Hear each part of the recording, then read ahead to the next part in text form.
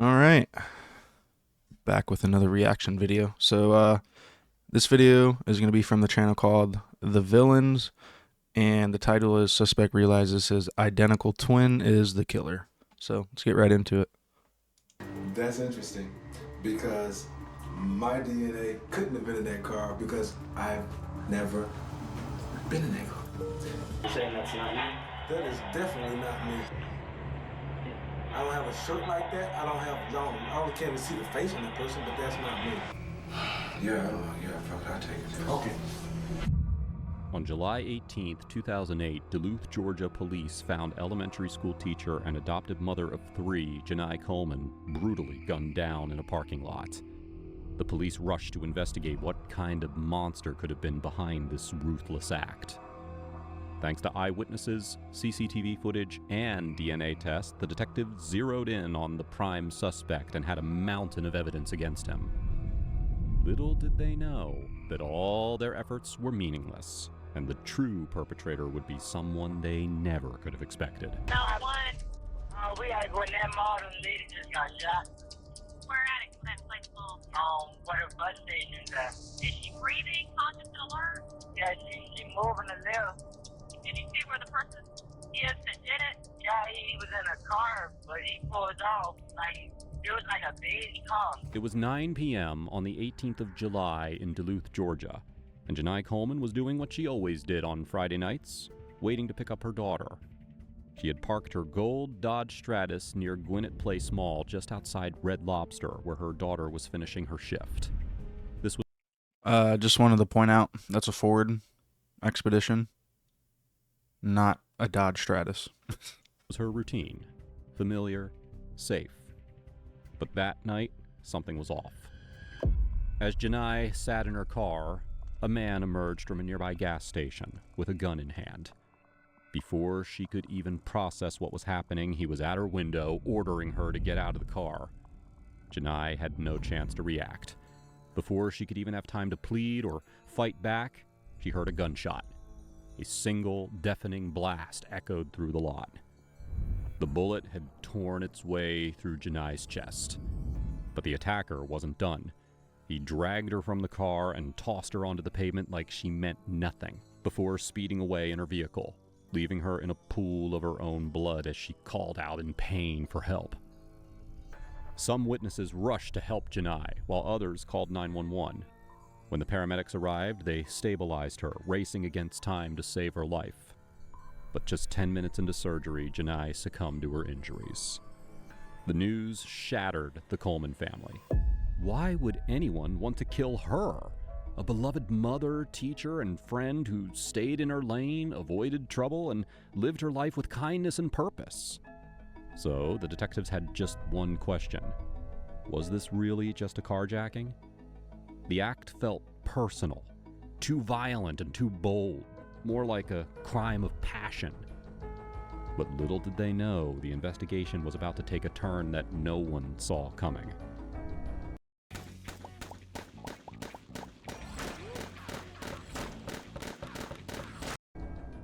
I just want to say stuff like this is like really sad to watch and hear about. While detectives couldn't yet determine if this was a crime of passion or just a random carjacking, one thing was certain. They needed to find Janai's car. For nearly 24 hours, the search turned up nothing. But then, on the 19th of July, 2008, a call came in. Janai's gold Dodge Stratus had been found abandoned, sitting 30 miles away from the crime scene in Forest Park, Clayton County. The car was immediately towed to the crime lab, where forensic analysts began their meticulous examination. The inside of the vehicle looked untouched, nothing out of place, except for one thing. A cigarette butt was wedged under the driver's seat. Now that seemed insignificant at first, but once the detectives knew that Janai didn't smoke, they realized that the cigarette could potentially belong to her killer. If they could extract DNA, they could find exactly who took Janai's life. But the detectives had no idea just how complicated this was about to get. So while forensic teams worked on extracting DNA from the cigarette, detectives turned their attention to the gas station across from the crime scene, hoping CCTV footage had captured the attack. But luck wasn't on their side, as the camera didn't cover the angle that Janai was murdered. So with no usable footage, the detectives turned to witnesses. A bus driver who had been near the scene at the time of the attack had heard the gunshot and then saw a black male dragging Janai out of her car before taking off in the stolen Dodge. She described the suspect as wearing khaki shorts and a white shirt with green sleeves. Luckily for the detectives, a man matching this exact description had been spotted in Forest Park, the same area where Janai's car had been dumped. At the same time, detectives got 2 pieces of surveillance footage of the man from 2 different locations. At the gas station store, the suspect was seen purchasing an item before leaving. But then, he came back to purchase a pack of Bunsen Light Lung cigarettes, the exact same brand of cigarettes that were found in Janai's car. Welcome back. Surveillance footage confirmed his movements, tracking him as he abandoned Janai's Dodge in Forest Park. So at this point, the detectives... I don't know how someone could be like so normal after doing that. Like, yeah, let me get a pack of cigarettes, even though I just, did what I did. believed that they had everything they needed. They had a suspect, they had video evidence, and they had DNA from the cigarette. They were so close, yet so far from solving the case. When the forensic lab results came back, detectives were hit with a setback. The fingerprints found in Janai's car had no matches. The DNA from the cigarette, also no matches. Their prime suspect was still a ghost in the system. So with no name, no identity, and no criminal record to match, detectives had one last option: to turn to the public. So, detectives released the surveillance video of the man at the convenience store, hoping that someone would recognize him. By February of 2010, the case had long gone cold. But then, out of nowhere, a breakthrough. A notification from CODIS, the National DNA Database, popped up. The cigarette butt had finally found a match. The suspect had entered the system due to a recent drug conviction. The man was 50-year-old Donald Eugene Smith. He perfectly matched both the witnesses' descriptions and the surveillance footage. With a court order in place, detectives wasted no time, and on the 3rd of February 2010, nearly 2 years after Janai's murder, Donald Eugene Smith was arrested. But they were still far from justice for Janai, to say the least. With solid evidence linking Donald Eugene Smith to Janai Coleman's murder, detectives were confident that they had their guy. Now they just needed a confession. But what Donald said next, no one saw coming. Okay, having these rights, you want to discuss it? I can explain to you. Yeah, I would like you just to explain to me why I'm here. Okay. Really, it's about this vehicle, okay? I'm going to ask you questions. Have you ever seen this vehicle before or been in it? No, I have not. Have you ever met this woman before in your life? No, I haven't. Vehicle you said you've never seen before? Mm-hmm. And the woman you've never seen before? Yes. Okay. Your DNA ended up in that car. That's interesting because my DNA couldn't have been in that car because I've never been in that car. Though it is normal for suspects to deny involvement in a crime, there was something different about this one. The detectives had all the evidence facing Donald, and he just looked them in the face and said no. Donald was adamant of his innocence, and the detectives definitely didn't like that. The issue we're up against, I was hoping you said, yeah, I saw her, I used to work with her, we hung out for a minute, and that was it, but I left. When I left, she was very much alive. Well, something like that we can somewhat explain away. But when you say you did never even seen her before, how the hell did his DNA get in the car if he didn't even know her? No, I don't know her. Never seen her. Sensing that Donald was being deceptive, the detectives played the surveillance video they had of him. But this only boosted his confidence. I have a picture basically on a computer. I want you to look at it and let me know if you recognize it as yourself or not, okay? Sure. This is the day I'm talking about. You recognize it? Was it with this guy right here? Yeah. You're saying that's not me? That is definitely not me. Imagine being able to build an app with your name on it, just by thinking about it. Meet Base 4. I don't have a shirt like that. I only can't see the face on the person, but that's not me. Yet again, Donald stood his ground. So the detectives brought out their next card. And this time, Donald's response threw the case onto a twisted journey that no one expected. Your cell phone number at the time was 404-200. Correct? No, that was not mine. That was my brother's phone number. Okay, does he live in? Imagine finding out that your identical twin did something like that and then you're getting blamed for it. That's crazy. Gwinnett County? Yes, he does. And what's your brother's name, sir? Ronald. Donald Ronald. Is he older, younger? Does he live at the same address as your parents? Different? He's my twin. Twin? Yeah. Like born at the same time or identified as that? Like born at the same time, like identical twins, yeah. Okay. Detectives were convinced that Donald was just playing games, but if this was a game, it was a very expensive one. DNA is split between twins. It's indistinguishable. They share DNA, identical twins. Mm-hmm.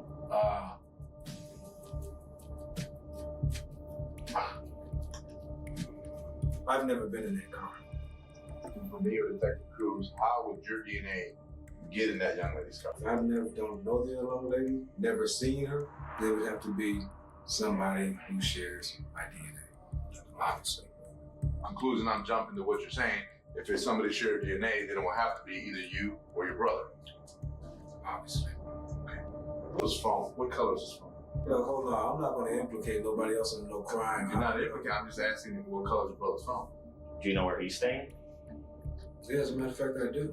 Where is that, sir? I don't know. Well, because now I guess he's going to be the suspect. No, I need to talk to him. If your brother did something that stupid, you need to go ahead and just extricate yourself from the whole situation.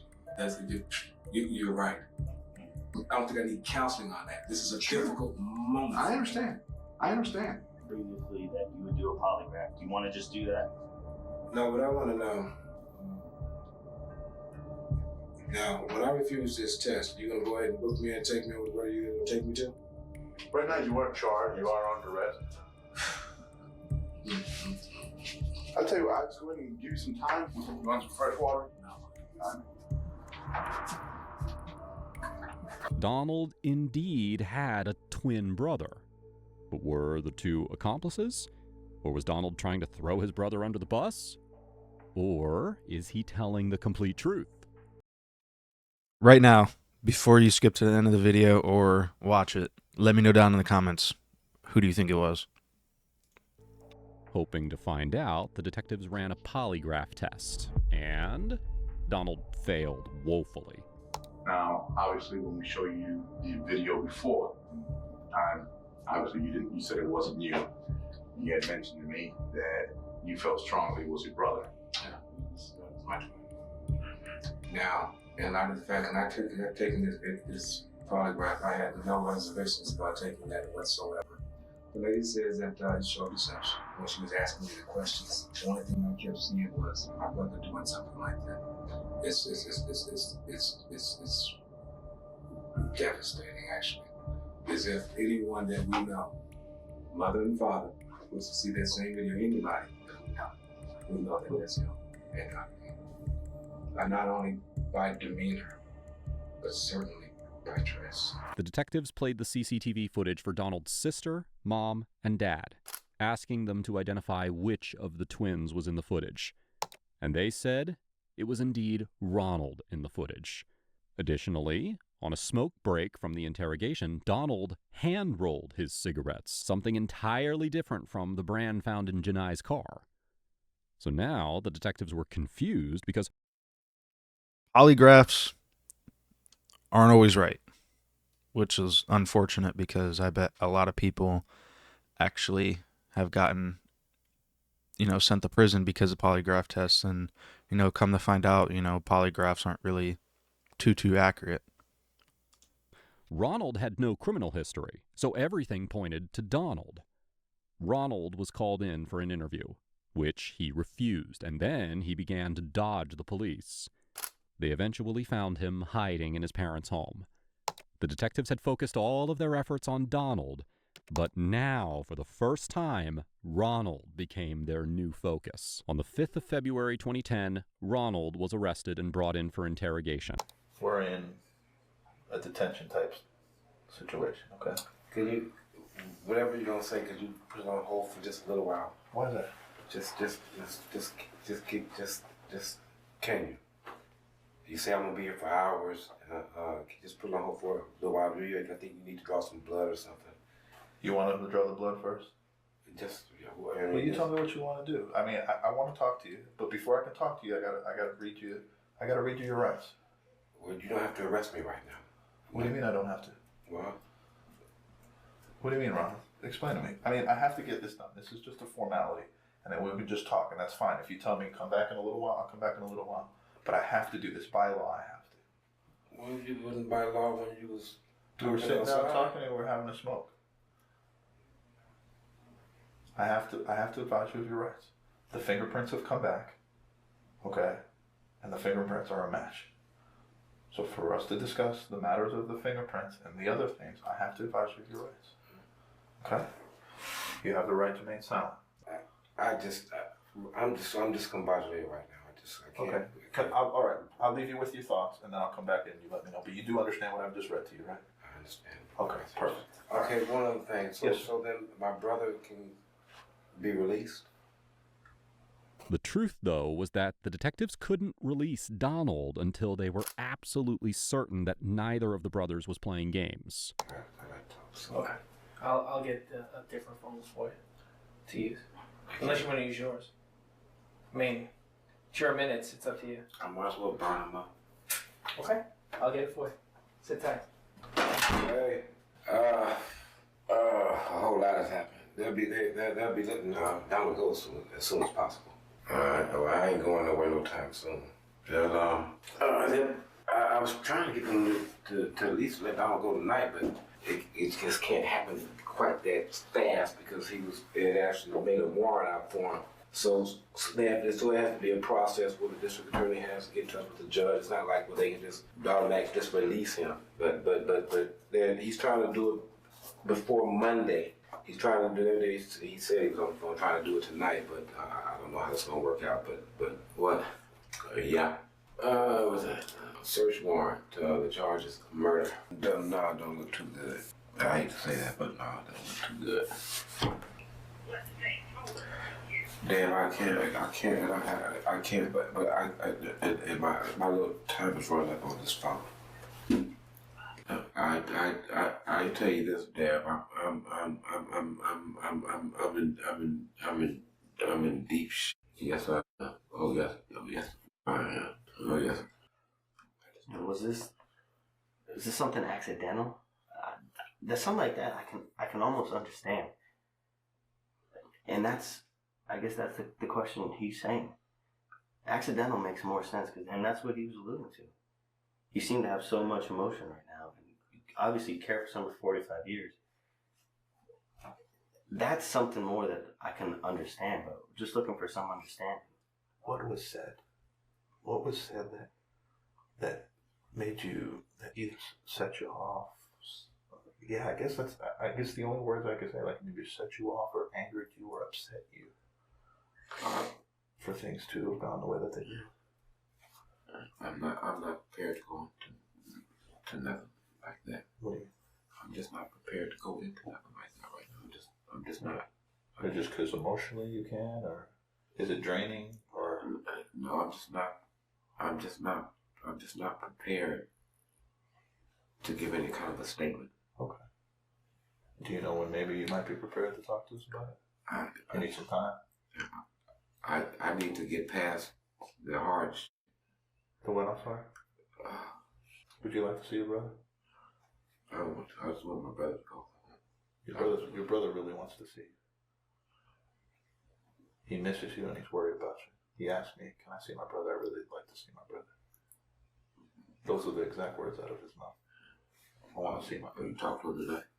He's right next door. He's sitting in that room right there. Are you serious? I swear to you. I'm a single mom of a 4-year-old. I'm working a full-time job. I'm on a timeline. I swear to you. He wants to see you. But you can't let him go. What I do is when I bring him in, you gotta sit down. Let him see you. He's worried about it. He can't see me right now. Right now. He's dying to see you, man. Yeah, all he wants to do is hug you and tell you that he loves you. And that he's going to be here for you. Not right now. So you want me to go next door and tell him that he's 4 feet away from his brother in cancer? Yeah, tell him that. Alright, I'll go over there and tell him.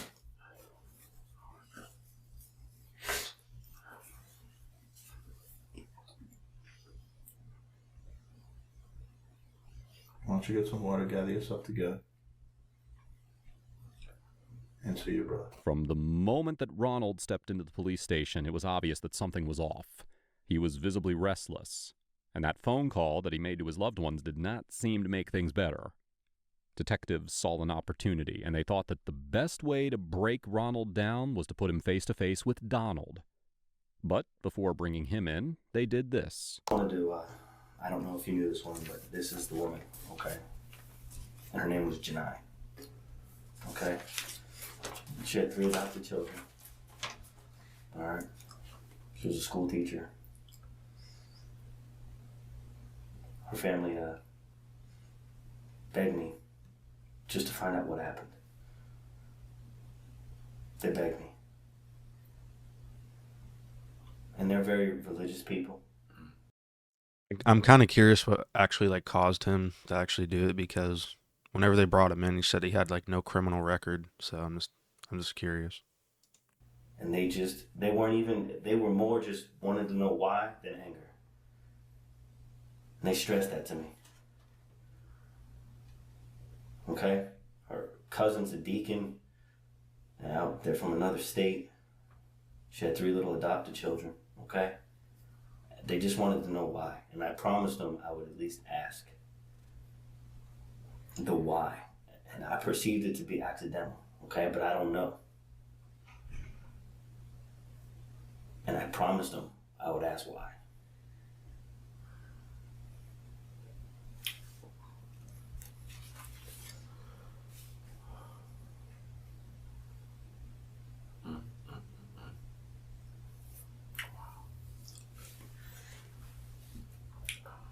I told him I thought it was an accident. I'll be honest with you. I mean, am I right and accidental? I can't. I swear I just can't say it right now. Okay. Will you let me know, okay? Please? Because I made them a promise I would try to just know why. They don't even care about anything else but just to understand what happened and why. Okay? If you need something, just knock on the door. Okay. Go ahead. You need a tissue? Trying to push for a confession, the lead detective used Reed Interrogation Technique 7, offering Ronald a socially acceptable reason for the crime.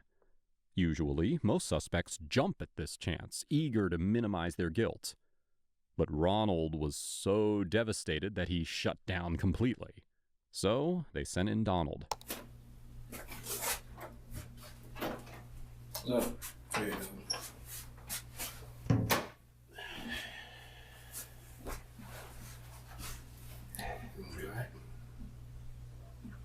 It's gonna have to be. I'll tell you what's gonna happen, though. When they take you to the jail, the process, you're gonna see a judge tonight. What time it is, they're gonna take you in front of one. There's a place over there. They'll be the same way, because I get about 2:30 in the afternoon. I didn't get over there, so I don't know, 1 or whatever it was. That night? Yeah. Yeah, because they took me out to the scene of the crime and everything. These dudes here. And, where were you arrested at? Downtown, right on the corner for the pick up my mail. That's how they knew where to come get me. And the reason they came and got me, because of the DNA. We got the same DNA. Mine's in a database, federal database. Because once you're in the federal system, they take that shit before you get out. You know, I'm gonna go see a judge. That's the first thing that's gonna happen. Then they dress you out.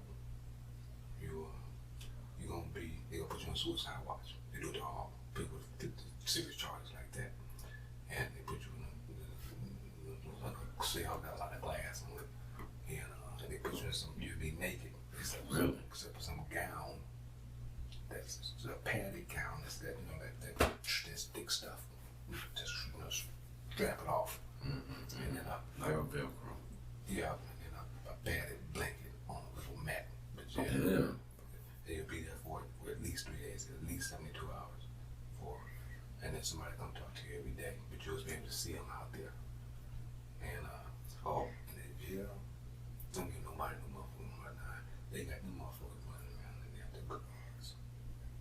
I'm talking about looking like they getting ready to go on a battlefield. They got so much shit on them. I mean, unbelievable. And all of a sudden, all of them got them little taser guns.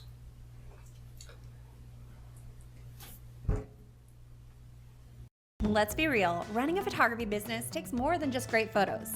HoneyBook is how I organize my I was demanding that you go, pretty much. I want you to go tonight.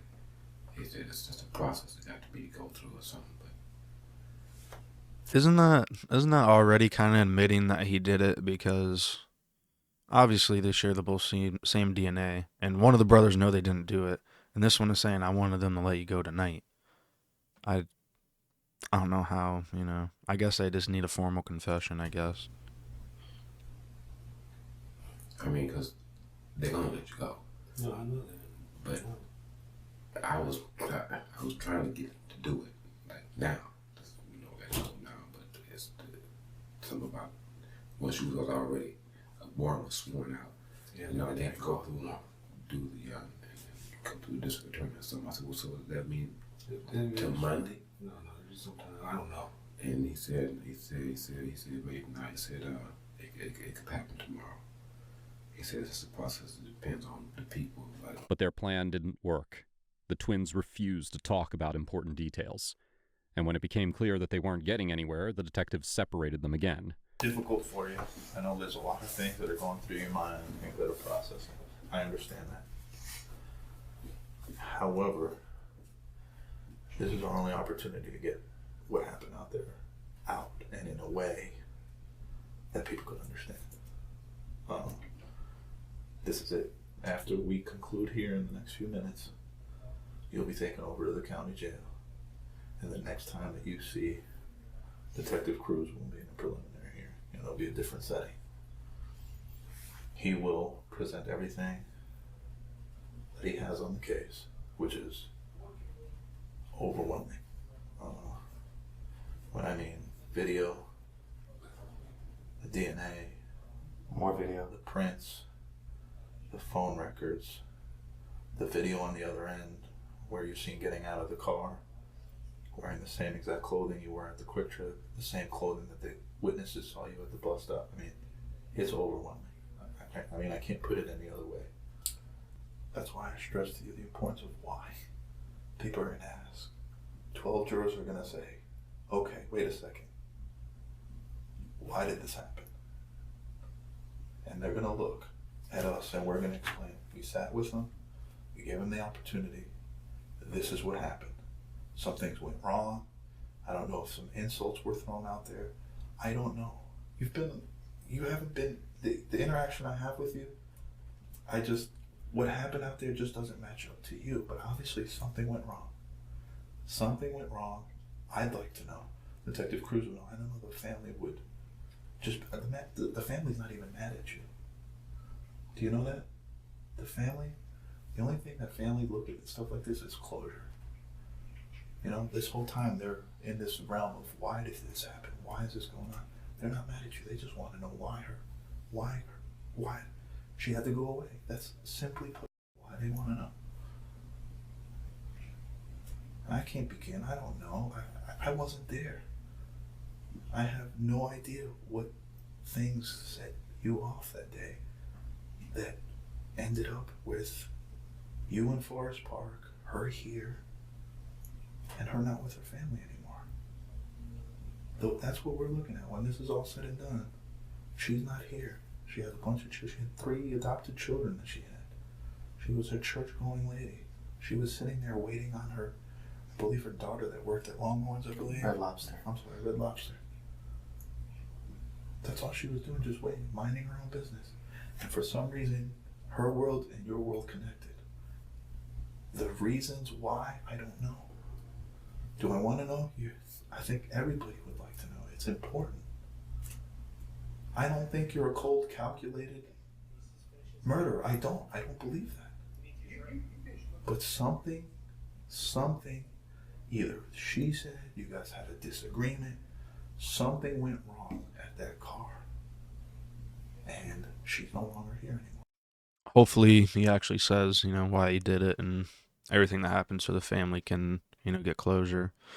And I hate to say this, but maybe even, not get him the death penalty or a possibility of parole. And all we're looking to do is essentially find out why. That's it. When it all boils down to it, that's all we want to know. And I want to say something. I want to say something.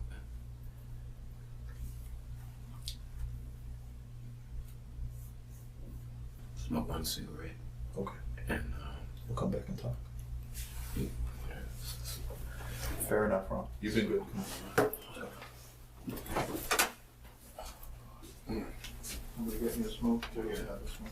Ronald had gone to the bathroom to smoke a cigarette, but the detective who followed him could not believe his eyes. Ronald had lit up the exact same brand of cigarette that was found at the crime scene. So back in the interrogation room, the detectives changed tactics, and they shifted their seating, sitting in front of the camera rather than having Ronald stay there, assuming that if he didn't feel that the camera was on his face, he might let something slip. And they were right. Wix gives you the freedom to tell your story. And the why. It was an accident. A straight accident.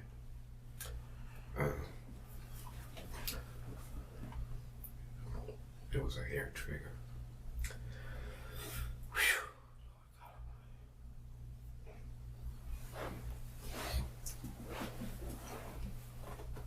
It was a hair trigger, and it was an accident. Okay. It was an accident. I swear to God, it was an accident. And I should have known that it was a hair trigger because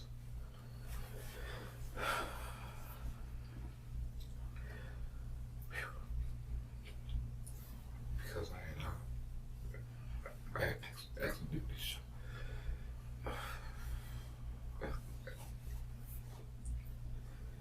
I had accidentally shot it that morning on accident.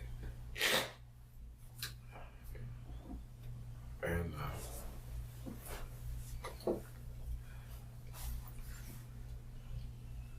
I set out to take a car. And something I'd done before when I was way younger. Right.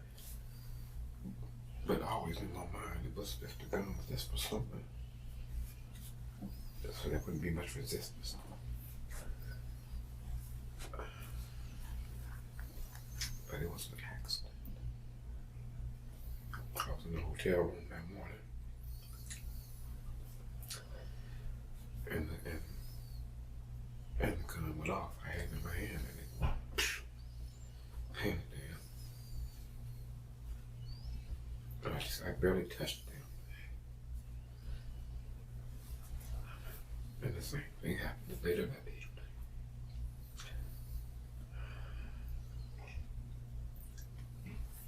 There. And when I got out, I noticed the police officer. At least he was dressed like a police officer. I guess he was like doing extra night duty or something. I mean, just an extra job. Moonlighting, yeah. Right. And I didn't see him at first when I parked the car. So then I kind of walked towards him because I wasn't sure if it was also police or not. So I walked towards him like I was looking for something. And then I was on the phone. And oh, yeah. I was on the phone. And I tried to play it off like I was looking for something. That's why I started yelling into the phone. Okay. And I went back to the car. And I saw him coming up, walking up to the car, and I took off. And I seen him on the radio in the mirror. So I knew I couldn't get too far. So I left out that parking lot, went down the street, parked in another parking lot, got up. I went to the hotel, but it was, I did not mean to shoot that woman. It was a hair trigger. And I didn't drag her out of the car. It wasn't like that. Okay. The gun went off. She said, "You shot me."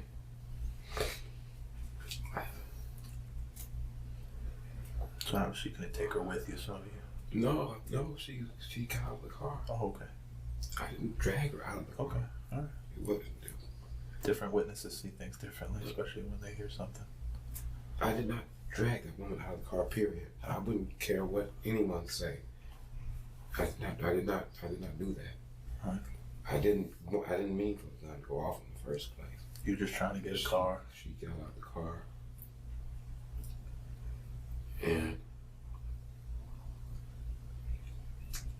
she said, "Help." And I was getting in the car, and she said, "Help" again. Only lighter this time. And I drove off. Panicked, right? I just want to say all this over because he needed a car and maybe didn't feel like walking. I don't know. I don't know what goes through people's mind. Like, yeah, let's go steal a car at gunpoint. And well, here's an example of things can go bad that, you didn't think could go bad. It's just crazy. I'm just trying to get out of there, I would imagine. I just wanted to get out of there. That's reasonable. The woman didn't deserve this. I had no intention on doing that. It went off. Shocked the shit out of me. Because it wasn't drastic. And the only way I would really hurt somebody is if someone was trying to hurt me. Ronald admitted that he had seen the perfect carjacking victim. A woman, alone, at night, with no one to protect her. He approached Janai Coleman, threatened her with his .357 Magnum, and demanded her car. But then, he claimed, the gun quote-unquote accidentally went off because of its hairpin trigger. I want to point out before he does or the detectives do or anything like that, you have to have that gun cocked back for it to shoot. So how is that a hair? Well, I'll just let the video play. But the detectives didn't buy that for a second. Ultimately, the police released Donald, and Ronald was charged with the murder of Janai Coleman. When Ronald Smith took the stand in court, what happened next stunned everyone. His story did a 180, or hell, maybe even a complete 360 back to where we started. Ronald claimed that it wasn't him who murdered Janai Coleman, but rather his twin brother, Donald. According to Ronald, he had nothing to do with the crime. He was simply helping Donald clean up the mess after Donald murdered Janai and stole her car. But there was one major problem. The jury wasn't buying his story. The evidence told a different story, up until the way in which he made his confession. Ultimately, Ronald Smith was found guilty of the murder of Janai Coleman. He was sentenced to life in prison, plus an additional 25 years. Now, if you think this case was horrific... No parole, so, that's good. Personally, I think if you do something and, you're caught, it's just... if you already confessed yourself, don't try to put the blame on someone else. But anyways, again, if you guys like this video, leave a like, comment, subscribe, and let me know if you want to change anything. If you want me to watch something, just leave comments down below. Thank you so much.